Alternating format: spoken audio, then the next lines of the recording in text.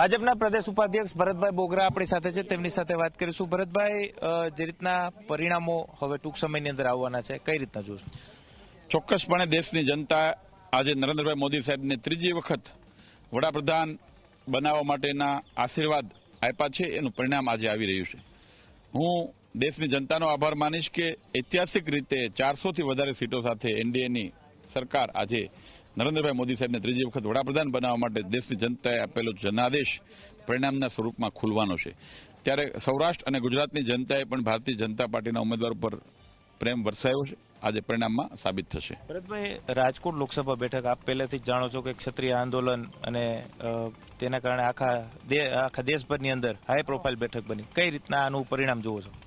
Generally Rajkot Lok Sabha અને સમગ્ર ગુજરાતના જનતા, રાજકોટની જનતા અને ગુજરાતની જનતા એ હંમેશા મુદ્દા આધારિત અને છેલ્લા 10 વર્ષમાં નરેન્દ્રભાઈ મોદી સાહેબે કરેલા વિકાસના કામો, એમણે દેશ માટે લીધેલા ઐતિહાસિક નિર્ણયો અને એમણે આપેલા આવનારા 5 વર્ષમાં દેશના વિઝન, વિશ્વના 3જા નંબરની આર્થિક મહાસત્તા દેશ બને એ પ્રકારે એમણે આપેલા વચન, યુવાનો માટે, ગરીબો માટે, મહિલાઓ માટે કરેલા કામો, એ બધા જ મુદ્દાઓને આધારે નરેન્દ્રભાઈ મોદી સાહેબના નેતૃત્વને લોકોએ મત આપ્યા છે। ત્યારે સ્વાભાવિક છે કે સમગ્ર ગુજરાત અને સમગ્ર સૌરાષ્ટ્રના લોકોએ પણ